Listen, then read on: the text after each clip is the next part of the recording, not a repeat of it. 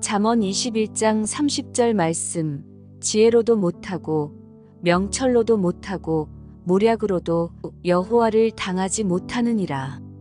오늘 아침 묵상의 주제는 하나님의 지혜를 의지하는 삶입니다. 잠언은 분명히 말합니다. 하나님을 대적하고 그분의 뜻을 거스르는 자는 결국 자신만 손해를 보게 되고 하나님의 계획은 변함없이 이루어진다는 사실입니다. 출애굽 때 바로는 강력한 왕이었지만 하나님의 뜻을 막지 못했습니다. 그가 이스라엘 백성을 끝까지 붙잡으려 했으나 결국은 하나님의 뜻대로 백성은 해방되었고 바로는 그로 인해 큰 고통을 겪었습니다. 이와 마찬가지로 예수님을 십자가에 못 박은 무리도 그들의 행위로 하나님의 구원 계획을 방해하지 못했습니다. 오히려 그들의 행동은 하나님의 구속사역을 이루는 도구가 되었습니다. 오늘 본문 또한 여호와를 경외함이 지혜의 근본이라는 잠언의 대원칙을 다시금 상기시킵니다. 여호와를 경외하지 않고는 결코 참된 지혜에 도달할 수 없습니다. 하나님을 대항해서는 결코 참된 종합이나 분석이나 정책에 도달할 수 없다는 이 진리는 하나님을 떠난 인간의 지혜는 결국 한계에 부딪힌다는 것을 말해줍니다.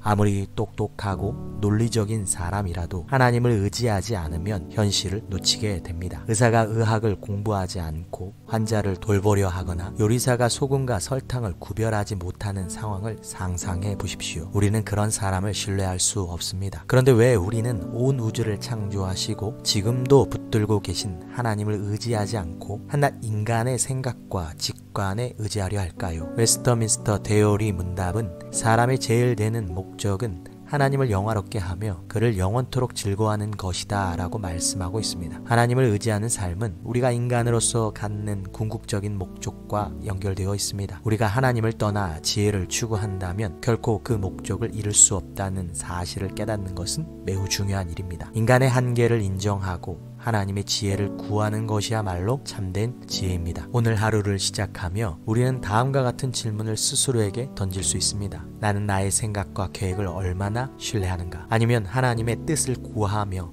그분의 지혜를 의지하고 있는가? 우리가 하나님께 온전히 의지할 때 우리의 삶은 더 깊은 차원의 평안과 안정감을 누리게 됩니다. 칼빈의 기독교 강요에서 말하듯이 하나님의 섭리는 세상의 모든 일을 지배하며 그분을 떠난 계획은 결코 이루어질 수 없다는 사실을 기억하기를 바랍니다. C.S. 루이스는 또 이렇게 말했습니다. 우리가 하나님을 바라보면 하나님 외의 모든 것은 제자리를 찾는다. 오늘도 하나님을 바라보고 그분의 지혜를 의지하는 하루가 되기를 주의 이름으로 소망합니다. 오늘 하루 중요한 결정을 내리기 전 잠시 멈추고 하나님께 기도하며 하나님의 지혜를 구하십시오. 그리고 내 생각보다 하나님의 뜻을 먼저 고려하는 연습을 해보시기를 소망합니다. 이러한 실천을 통해 하나님의 뜻을 더 깊이 깨닫고 우리의 삶 속에서 하나님의 지혜를 경험하는 오늘 하루 되시기를 소망합니다.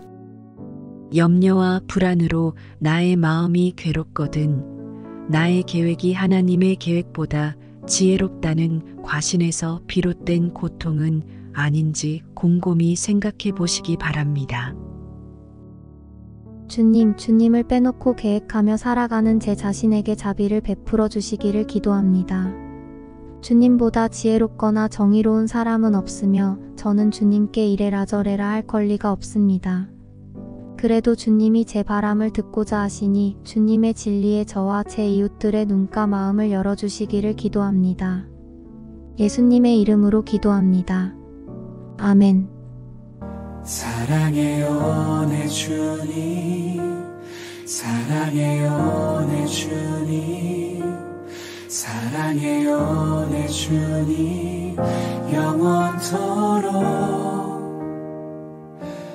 세상이 날 버려도 주님 함께 하시니 영원히 주님만을 사랑